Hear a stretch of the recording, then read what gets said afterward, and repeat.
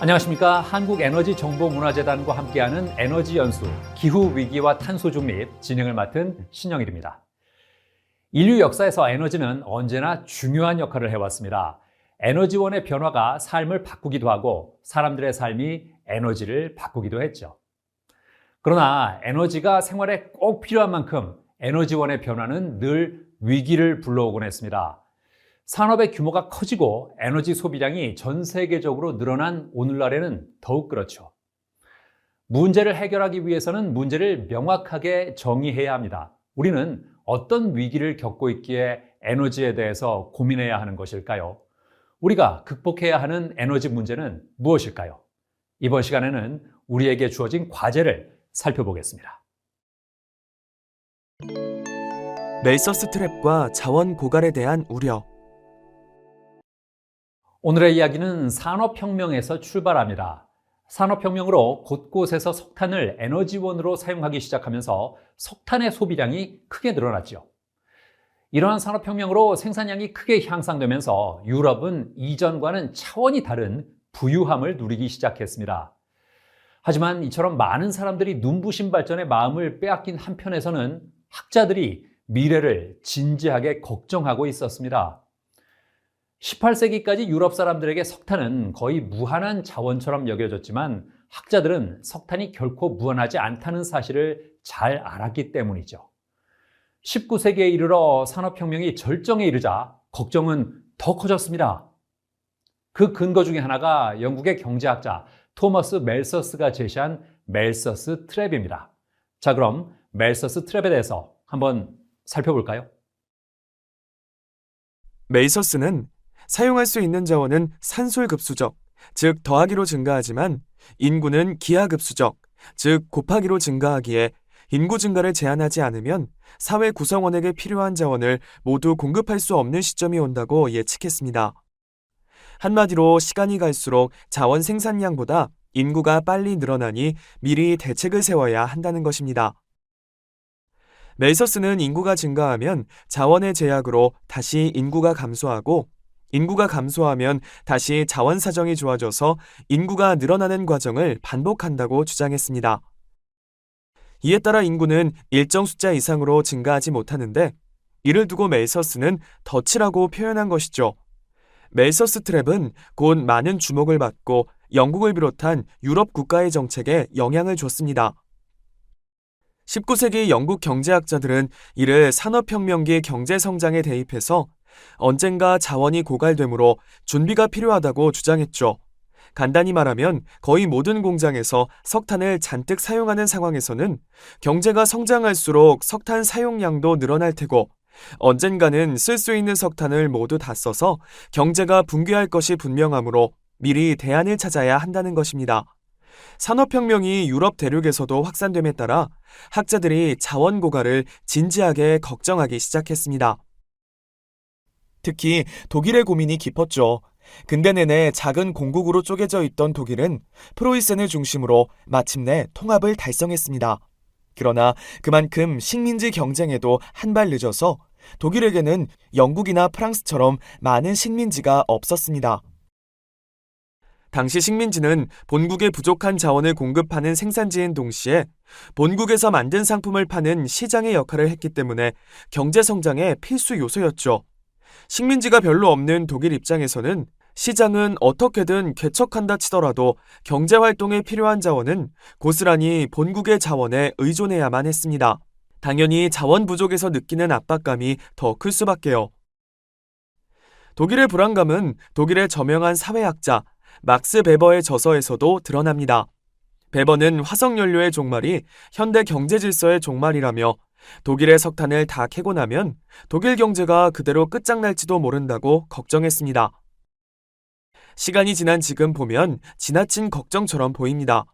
석탄은 19세기 사람들이 생각하던 것보다 훨씬 많았고 인류의 경제는 20세기 들어 석유를 중심으로 움직였으니까요. 그렇지만 전혀 근거 없는 걱정은 아니었습니다. 무분별한 채굴은 자원을 고갈시키기 때문입니다. 사연의 주인공은 나우루입니다. 나우루는 남태평양 한가운데 자리 잡은 세계에서 가장 작은 공화국입니다. 인구가 10,000명을 약간 넘는 정도로 국제연합 회원국 중 가장 적죠. 면적으로 따지면 서울시 용산구 정도의 크기입니다. 나우루의 사례는 풍족한 자원이 어느 순간 갑자기 고갈됐을 때 어떤 일이 일어나는지 보여주기에 자원의 저주라고도 불립니다. 이 나라는 그다지 특별할 것 없이 몇몇 사람들이 평화롭게 생활하는 조용한 섬나라였습니다. 그런데 1899년 영국의 한 회사가 나우루에서 인광석을 대량으로 발견하면서 섬의 운명이 바뀌었습니다. 이는 식물이 자라는데 반드시 필요한 비료의 핵심 성분입니다. 화학 공장에서 대량으로 합성하는 방법이 발견되기 전까지는 동물의 배설물에서 주로 얻었죠. 그러나 배설물만으로는 빠르게 증가하는 19세기의 인구를 부양할 만큼 충분한 인을 얻을 수 없었습니다. 그래서 사용한 것이 인이 단단하게 굳은 암석, 인광석이죠. 나우루는 섬의 거의 전체가 인광석으로 뒤덮여 있을 만큼 인광석이 풍부했습니다. 나우루가 1968년 독립한 이후 1970년 인광석 채굴권을 돌려받으면서 나우루에는 전성기가 찾아옵니다. 나우루 정부는 국영회사를 만들어 인광석을 채굴해 수출하고 여기에서 생긴 수익을 주민들에게 고르게 나눠줬습니다. 인구가 적은 데다 벌어들이는 돈이 많다 보니 1980년대에는 인광석 수출로만 1인당 국민소득 3만 달러를 이룩할 정도였습니다. 버블경제 시절 일본의 1인당 국민소득이 2만 달러가 채 되지 않았으니 엄청나게 부유한 국가였죠. 주민들은 일을 하지 않고도 고급 스포츠카를 한두 대는 기본적으로 보유할 정도로 풍족했습니다. 섬에 있는 단 하나의 순환도로라고는 고작 18km밖에 되지 않았는데 말이죠. 생활에 필요한 노동력은 외국에서 들어온 노동자들이 담당했습니다.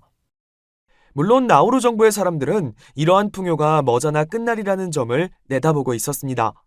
인광석을 다 캐고 나면 작은 섬인 나우루에는 팔 것이 남지 않을 테니까요. 나우루 정부는 인광석 고갈에 대비해서 직업훈련 프로그램을 만들고 해외의 부동산에도 투자했습니다. 그러나 직업훈련 프로그램은 국민들이 풍족함에 빠져서 굳이 일하려 하지 않아 실패했고, 부동산 투자는 전문 투자자도 없고 기금에 대한 제대로 된 감독도 이루어지지 않아서 상당 부분 실패로 끝났습니다. 결국 나우루의 인광석은 1990년대에 모두 고갈되어 황금기도 끝났습니다. 남은 것은 인광석을 캐내느라 파헤쳐진 바위투성이 황무지뿐이라 작은 섬에서 농사지을 땅도 부족했죠. 나우루 정부는 해외에 투자한 부동산을 미천으로 조세 피난처 역할을 하며 먹고 살 만큼의 수입은 올릴 수 있었지만 이마저도 9.11 테러 이후 테러 지원국으로 지정되어 나우루 국영은행이 제재되는 바람에 경제가 무너지고 말았습니다. 게다가 지금은 인광석을 100년 넘게 채굴하면서 섬의 고도가 낮아져서 투발루처럼 기후변화로 인해 해수면 아래로 가라앉을 운명에 처하고 말았죠. 나우루의 사례는 한 가지 자원에 의존했을 때 그 자원이 고갈되면 어떤 일이 일어나는지 잘 보여줍니다. 19세기의 학자들이 걱정했던 점도 석탄만을 에너지원으로 사용하면 정작 그 석탄이 떨어졌을 때 모든 경제가 무너진다는 것이었습니다. 나우루의 인광석이 고갈되면서 인광석을 캐서 나르는 시설이 죄다 쓰레기 더미로 전락했듯 석탄이 고갈된다면 증기기관차도, 증기선도, 공장의 방적기나 용광로도 모두 쓸모없게 되니까요. 침묵의 봄과 환경 관점의 대두. 화석연료는 그 양이 제한돼서 언젠가는 고갈된다는 점도 문제지만 문제점은 또 있었습니다. 그것도 화석연료가 풍족하게 남아있다고 하더라도 되도록 사용하지 말아야만 하는 문제죠. 바로 환경 문제입니다. 19세기까지 유럽에서는 공공보건이라는 개념이 제대로 자리 잡지 않았습니다. 자연히 환경오염의 심각성을 잘 느끼지 못했죠. 자연스럽게 세계의 공장 역할을 하던 19세기의 런던 사람들은 매캐하고 지저분한 공기와 심각하게 오염된 템즈강 때문에 고통받았습니다.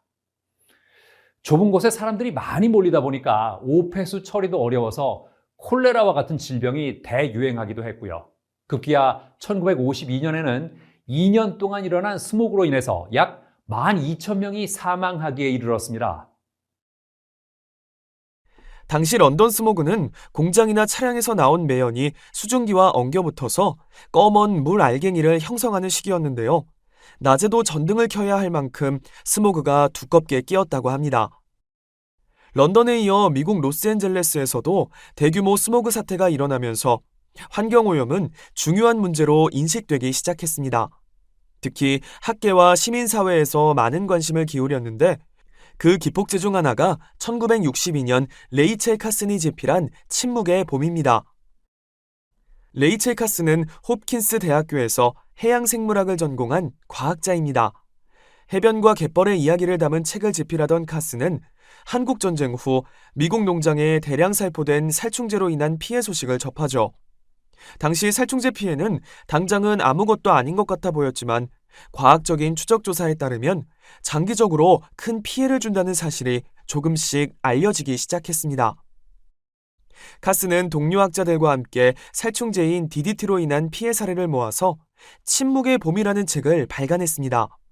1962년 발간된 이 책은 생물 농축 개념을 통해 농장에 뿌린 농약이 결국은 사람에게 피해를 줄 수 있다는 사실을 설명했습니다.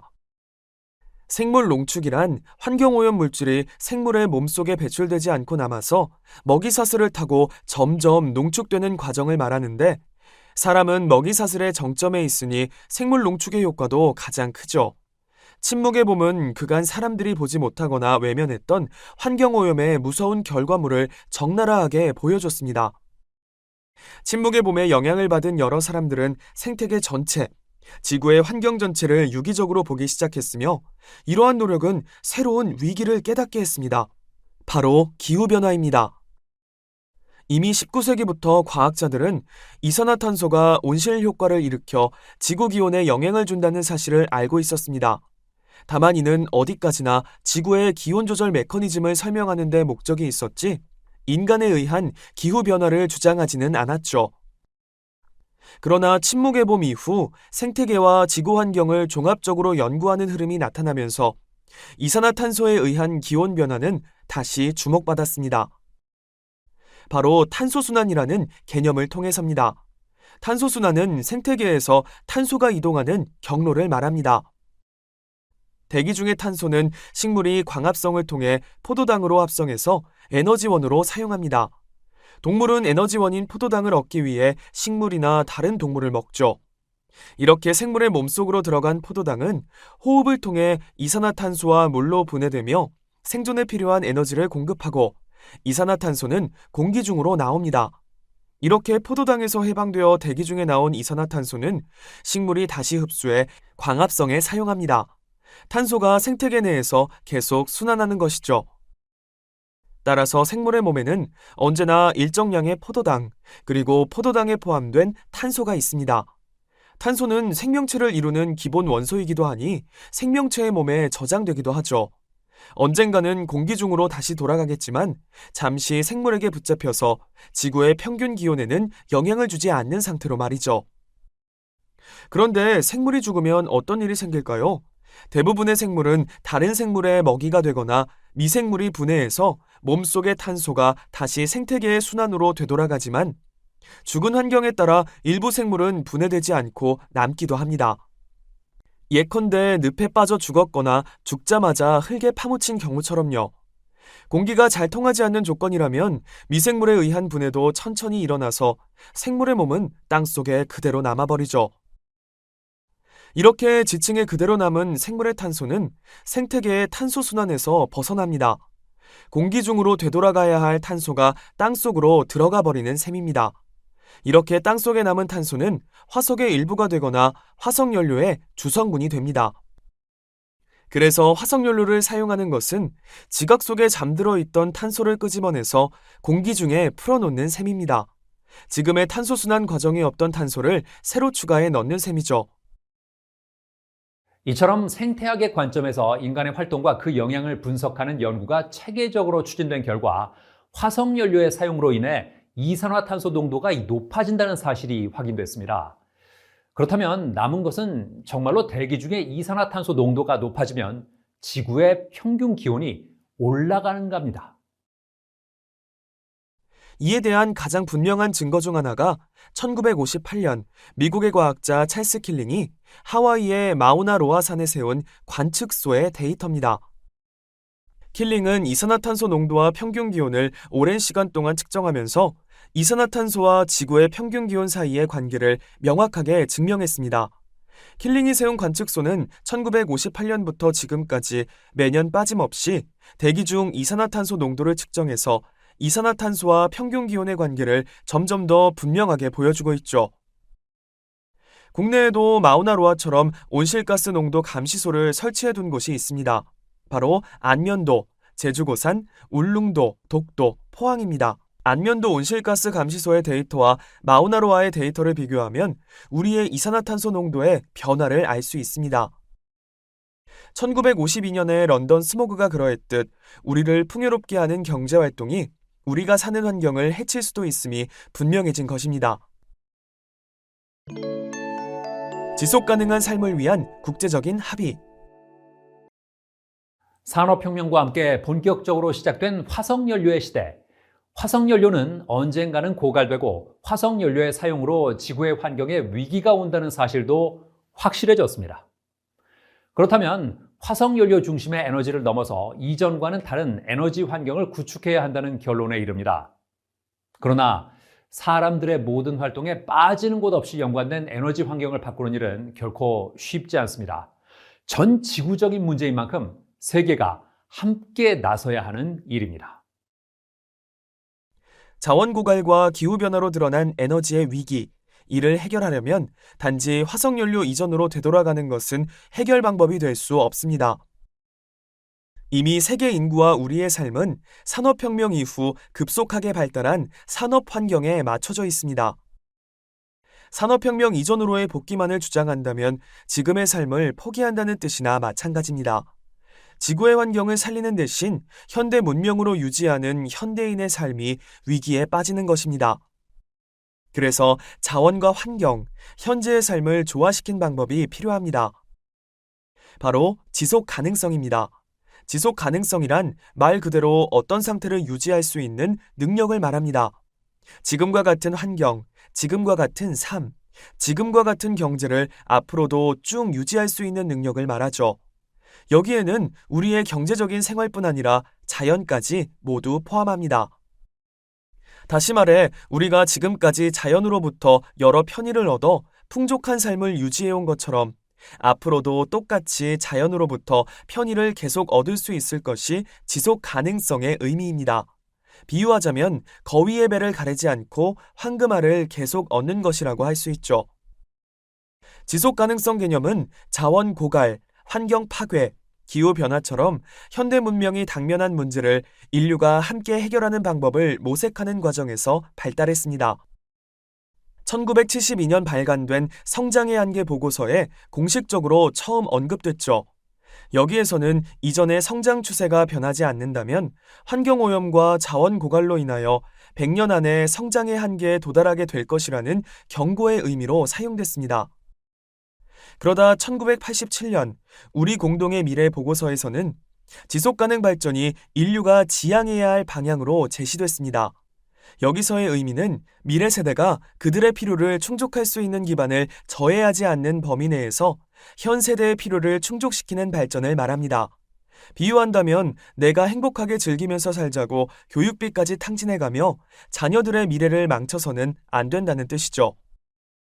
우리 공동의 미래는 국제연합이 설립한 지속가능한 성장을 위한 국제기구 UN 환경계획에서 발간했습니다. 보고서와 함께 UN은 기후변화 정부 간 위원회를 발족하고 기후변화를 과학적으로 측정하고 대응하는 한편 정기적으로 국제회의를 통해 해결 방향을 모색하기로 했습니다. 이에 IPCC는 1992년 브라질 리우에서 UN 환경개발회의를 개최해 참가국은 리우 선언을 발표하고 UN의 3대 환경협약인 기후변화협약, 생물다양성협약, 사막화 방지협약을 체결했습니다. 리우 선언에는 지구의 평균 기온이 산업화 이후 2도 이상 오르지 않도록 온실가스 배출량을 줄이자는 합의가 담겼습니다. 그러나 강제성이 없어서 실질적인 변화를 이끌어내기에는 한계가 있었죠. 그래서 5년 뒤 교토에서 열린 회의에서는 강제성을 갖춘 교토의정서에 합의하고 발표합니다. 교토의정서는 선진국이 2008년에서 2012년 온실가스 배출량을 1990년보다 적어도 5.2% 감축할 것을 목표로 정했습니다. 2015년에는 교토의정서의 부족한 점을 보완하여 마침내 새로운 기후체제인 파리협약이 체결됐습니다. 파리협약은 교토의정서와 달리 끝나는 시점이 없는 협약으로 지구의 평균 온도가 산업화 이전에 비해 2도 이상 상승하지 않도록 가급적 1.5도 이내로 제한하도록 노력하여 모든 회원국이 이산화탄소 순 배출량 0을 달성하도록 실천하자는 협약입니다. 오늘날 유엔과 그 회원국들은 지속 가능성을 위해 인류가 맞닥뜨린 과제를 선별하고 하나하나 이를 극복하는 방안을 실천하려 노력하고 있습니다. 이렇게 선별된 17개 과제를 지속가능 발전 목표라고 하며 에너지 관련 이슈는 이 중에서도 가장 중요한 요소죠. 결국 에너지에 대한 이해는 인류의 미래, 우리와 후손의 미래, 가까이는 나의 노년과 자녀들의 미래를 더 좋게 하는데 꼭 필요합니다. 그렇다면 국제적으로 합의된 지속가능한 미래를 위한 에너지란 무엇일까요? 핵심은 바로 탄소 중립입니다. 앞에서도 살펴봤듯 우리의 미래가 지속 가능하려면 화석연료 사용을 당장 멈출 수는 없습니다. 보다 현명하게 환경과 경제와 사회를 조화시켜서 점진적으로 변화해야 합니다. 탄소를 어쩔 수 없이 배출해야 한다면 만들어내는 만큼의 탄소를 다시 땅속이나 물속으로 되돌려서 생태계의 탄소 순환에서 빼내면 되지 않을까요? 그래서 공장 등에서 배출되는 이산화탄소나 대기 중 탄소를 모아서 고체 또는 액체로 만들어 저장하는 방법인 탄소 포집, 활용, 저장이라는 기술도 개발되고 있는데 이러한 방법을 동원하고 숨 면적을 늘리면 겉보기 이산화탄소 배출량을 0에 가깝게 만들 수도 있을 것입니다. 이러한 전략이 바로 탄소 중립입니다. 탄소가 늘어나지도 줄어들지도 않는 상태를 달성한다는 뜻입니다. 물론 현재 기후위기의 심각성을 생각하면 대기 중 탄소가 줄어들어야 하겠지만 대기 중 탄소가 계속 늘어나는 상황에서 일단은 늘지도 줄지도 않는 상태를 우선 달성해야 합니다. 세계 많은 국가들이 탄소 흡수가 아닌 탄소 중립을 목표로 삼는 이유도 여기에 있습니다. 에너지가 삶 곳곳에 많은 영향을 주는 만큼 에너지로 인한 문제가 생겼을 때 이를 해결하기란 매우 어렵습니다. 그래서 미리 문제를 예측하고 대비하려는 노력이 필요하죠.